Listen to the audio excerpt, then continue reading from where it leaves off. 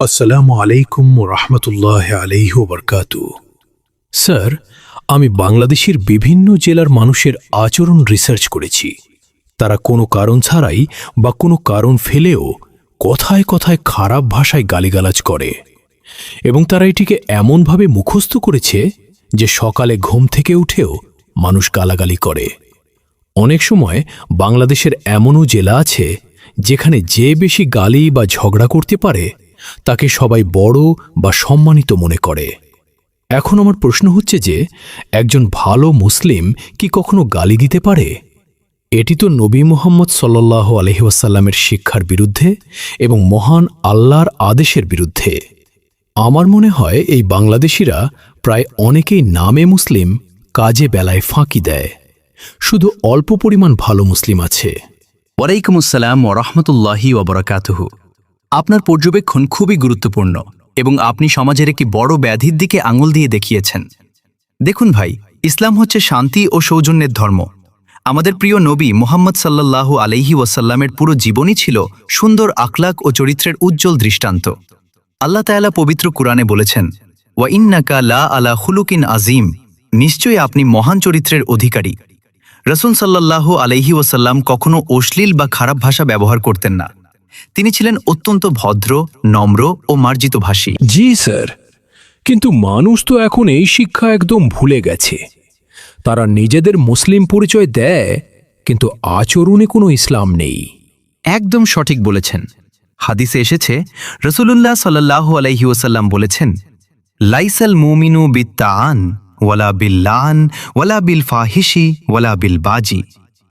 মুমিন ব্যক্তি অভিশাপকারী নয়, লানতকারী নয়, অশ্লীল ভাষী নয় এবং গালিগালাজকারী নয়। এটি তিরমিজি শরীফে বর্ণিত একটি সহিহ হাদিস। অর্থাৎ যে ব্যক্তি গালিগাজ করে, অশ্লীল কথা বলে, সে প্রকৃত মুমিনের বৈশিষ্ট্য থেকে দূরে। আরেকটি হাদিসে রাসূল সাল্লাল্লাহু আলাইহি ওয়াসাল্লাম বলেছেন, সিবাবুল মুসলিমি ফুসুকুন ওয়া কিতালুহু কুফরুন। মুসলিমকে গালি দেওয়া ফাসিকি এবং তাকে হত্যা করা কুফরি। এটি বুখারী ও মুসলিম শরীফের হাদিস। মাশাআল্লাহ, খুবই স্পষ্ট হাদিস। কিন্তু স্যার, আমি দেখেছি অনেক মানুষ তো নিজের বাবা মা, স্ত্রী, সন্তান, এমনকি নিজের আল্লাহকেও গালি দেয়। এটা তো আরও ভয়াবহ। সুবহানাল্লাহ, এটা অত্যন্ত ভয়াবহ ব্যাপার। নিজের পিতামাতাকে গালি দেওয়া কবিরা গুনাহ। আল্লাহ তাআলা কুরআনে পিতামাতার সাথে সদাচরণের আদেশ দিয়েছেন। আর যে ব্যক্তি আল্লাহকে গালি দেয় বা রসুলকে গালি দেয়, সে তো ইসলাম থেকে বের হয়ে যায়। এটা কুফুরির পর্যায়ে পড়ে যায়। হাদিসে এসেছে, রসুল সাল্লাল্লাহু আলাইহি ওয়াসাল্লাম বলেছেন, কবিরা গুনাহের মধ্যে একটি হল মানুষের নিজের পিতামাতাকে গালি দেওয়া। সাহাবারা বললেন, ইয়া রাসূলুল্লাহ, কেউ কি নিজের বাবা মাকে গালি দিতে পারে? তিনি বললেন, হ্যাঁ, সে অন্যের বাবাকে গালি দেয়, তখন সেও তার বাবাকে গালি দেয়। সে অন্যের মাকে গালি দেয়, তখন সেও তার মাকে গালি দেয়। এটি বুখারী ও মুসলিম শরীফের হাদিস।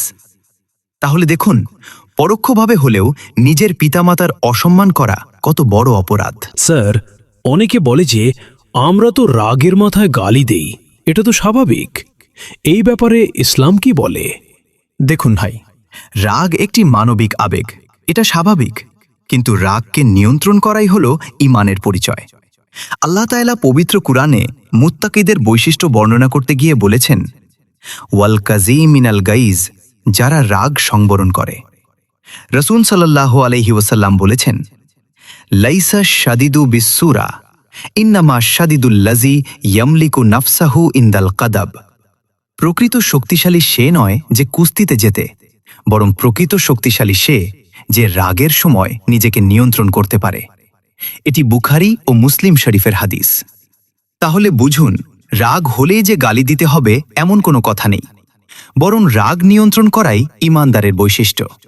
স্যার, আরেকটা বিষয় হলো, অনেক অঞ্চলে গালাগালি যেন সংস্কৃতির অংশ হয়ে গেছে। তারা মনে করে এটা স্বাভাবিক কথা বলার ধরন। হ্যাঁ, এটা খুবই দুঃখজনক বিষয়। ইসলামে কোনো অঞ্চলের সংস্কৃতি বা প্রথা যদি শরীয়তের বিরোধী হয়, তাহলে তা পরিত্যাগ করা ফরজ। রাসূল সাল্লাল্লাহু আলাইহি ওয়াসাল্লাম বলেছেন, মিন হুসনি ইসলামিল মারিতার কুহু মা লা ইয়ানিহি। একজন মানুষের ইসলাম সুন্দর হওয়ার একটি নিদর্শন হল সে অনর্থক কথা ও কাজ পরিত্যাগ করা। গালিগালাজ তো অনর্থক কথারও নিচে, এটা তো ক্ষতিকর ও গুনাহের কাজ। আল্লাহ তাআলা বলেন, ওয়াকুল্লি ইবাদি ইয়াকুলুল্লাতি হিয়া আহসান।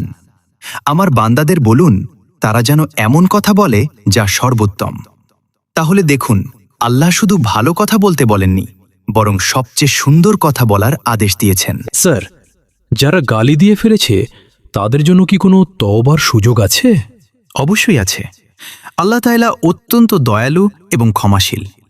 কুল্লিয়া ইবাদিয়াল্লাযীনা আসরাফু আলা আনফুসিহিম লা তাকনাতু মির রহমাতিল্লাহ। বলুন, হে আমার বান্দারা, যারা নিজেদের উপর জুলুম করেছ, তোমরা আল্লাহর রহমত থেকে নিরাশ হয় না। তবে তওবা হতে হবে সত্যিকারের তওবা। প্রথমত এই গুনাহ থেকে ফিরে আসতে হবে এবং আর কখনো না করার দৃঢ় সংকল্প করতে হবে। দ্বিতীয়ত, যাকে গালি দিয়েছে তার কাছে ক্ষমা চাইতে হবে। তৃতীয়ত, আল্লাহর কাছে খাঁটি মনে তওবা করতে হবে। চতুর্থত, ভবিষ্যতে সুন্দর ভাষা ব্যবহার করার অভ্যাস গড়তে হবে। স্যার, আমরা কিভাবে এই সমস্যা থেকে সমাজকে মুক্ত করতে পারি? খুবই গুরুত্বপূর্ণ প্রশ্ন করেছেন। প্রথমত, নিজে থেকে শুরু করতে হবে। আমরা নিজেরা গালিগালাজ পরিহার করব এবং সুন্দর ভাষা ব্যবহার করব। দ্বিতীয়ত, পরিবারের শিশুদের ছোটবেলা থেকে ভালো ভাষা শেখাতে হবে। রাসূল সাল্লাল্লাহু আলাইহি ওয়াসাল্লাম বলেছেন, কুল্লু মাউলুদিন ইউলাদু আলাল ফিতরাহ। প্রতিটি শিশু ফিতরাতের উপর জন্মগ্রহণ করে, তার পরিবেশই তাকে তৈরি করে। তৃতীয়ত, মসজিদ, মাদ্রাসা ও শিক্ষা প্রতিষ্ঠানে সুন্দর আখলাক শেখাতে হবে। চতুর্থত, যারা গালি দেয় তাদের ভালোবাসার সাথে বুঝাতে হবে যে এটা ইসলামে নিষিদ্ধ। পঞ্চমত, সমাজে যারা গালি দেয় তাদের প্রতি সামাজিক চাপ সৃষ্টি করতে হবে যে এটা গ্রহণযোগ্য নয়। ষষ্ঠত, সুন্দর ভাষা ও আচরণের উদাহরণ তৈরি করতে হবে যাতে মানুষ অনুপ্রাণিত হয়। স্যার, রাসূল সাল্লাল্লাহু আলাইহি ওয়াসাল্লামের জীবনে কি এমন কোনো ঘটনা আছে যেখানে তিনি গালি শুনেও ধৈর্য ধরেছেন? অনেক ঘটনা আছে। একবার এক বেদুইন রাসূল সাল্লাল্লাহু আলাইহি ওয়াসাল্লামের চাদর খুব জোরে টেনে ধরল এবং অভদ্রভাবে কিছু চাইল। তার ঘাড়ে চাদরের দাগ পড়ে গেল, কিন্তু রাসূল সাল্লাল্লাহু আলাইহি ওয়াসাল্লাম হাসলেন এবং তাকে কিছু দিতে বললেন। আরেকটি ঘটনায় এক ইহুদি তাকে বলেছিল, আসসালামু আলাইকুম, অর্থাৎ তোমার মৃত্যু হোক। তিনি শুধু উত্তর দিলেন, ওয়া আলাইকুম, তোমার উপরও। তিনি কোনো প্রতিশোধ নেননি, কোনো খারাপ কথা বলেননি। তাইফে যখন তাকে পাথর মেরে রক্তাক্ত করা হলো, ফেরেশতা এসে বললেন, চাইলে তাদের ধ্বংস করে দিতে পারি, কিন্তু রাসূল সাল্লাল্লাহু আলাইহি ওয়াসাল্লাম দোয়া করলেন, আল্লাহুম্মা হদি কওমি ফাইন্নাহুম লা ইয়ালামুন। হে আল্লাহ, আমার কওমকে হেদায়েত দাও, কারণ তারা জানে না। এটাই হলো আমাদের নবীর আদর্শ। মাশাআল্লাহ, কি সুন্দর আদর্শ। স্যার, আমরা যদি কারো থেকে গালি শুনি তাহলে কি করব? প্রথমত, ধৈর্য ধরতে হবে এবং প্রতিশোধ নেওয়ার চিন্তা করা যাবে না। আল্লাহ তাআলা বলেন, ওয়ালা তাস্তাউল হাসানাতু ওয়ালা সাইয়্যাতু ইদাফা বিল্লাতি হিয়া আহসান। ভালো এবং মন্দ সমান নয়, তুমি মন্দের জবাব ভালো দিয়ে দাও। দ্বিতীয়ত, সম্ভব হলে সেই স্থান ত্যাগ করুন। তৃতীয়ত, চুপ থাকুন এবং জবাব না দিন। রাসূল সাল্লাল্লাহু আলাইহি ওয়াসাল্লাম বলেছেন, মান সামাতা নাজা, যে চুপ থাকে সে নিরাপদ থাকে। চতুর্থত, তার জন্য দোয়া করুন যেন আল্লাহ তাকে হেদায়েত দেন। পঞ্চমত, মনে রাখবেন যে ধৈর্যের প্রতিদান আল্লাহর কাছে অনেক বড়। হাদিসে এসেছে, যে ব্যক্তি ক্ষমতা থাকা সত্ত্বেও ক্ষমা করে, কিয়ামতের দিন আল্লাহ তাআলা তাকে সৃষ্টির সামনে ডেকে তার ইচ্ছামতো হুরুল ইন বেছে নেওয়ার সুযোগ দেবেন। জাযাকাল্লাহু খাইরান স্যার। আজকের এই আলোচনা থেকে অনেক কিছু শিখলাম। আশা করি মানুষ এই বিষয়ে সচেতন হবে এবং গালিগালাজ ত্যাগ করবে।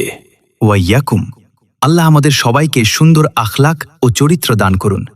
মনে রাখবেন, কিয়ামতের দিন মুমিনের পাল্লায় সবচেয়ে ভারী জিনিস হবে সুন্দর আখলাক। রাসূল সাল্লাল্লাহু আলাইহি ওয়াসাল্লাম বলেছেন, ইন্না মিন আহাব্বিকুম ইলাইয়া ওয়া আকরাবিকুম মিন্নি মাজলিসান ইয়াউমাল কিয়ামাতি আহসিনুকুম আখলাকা। তোমাদের মধ্যে আমার কাছে সবচেয়ে প্রিয় এবং কিয়ামতের দিন আমার সবচেয়ে কাছে থাকবে তোমাদের মধ্যে যারা সর্বোত্তম চরিত্রের অধিকারী। আল্লাহ আমাদের সবাইকে রাসূল সাল্লাল্লাহু আলাইহি ওয়াসাল্লামের আদর্শে জীবন গড়ার তৌফিক দান করুন। আমিন।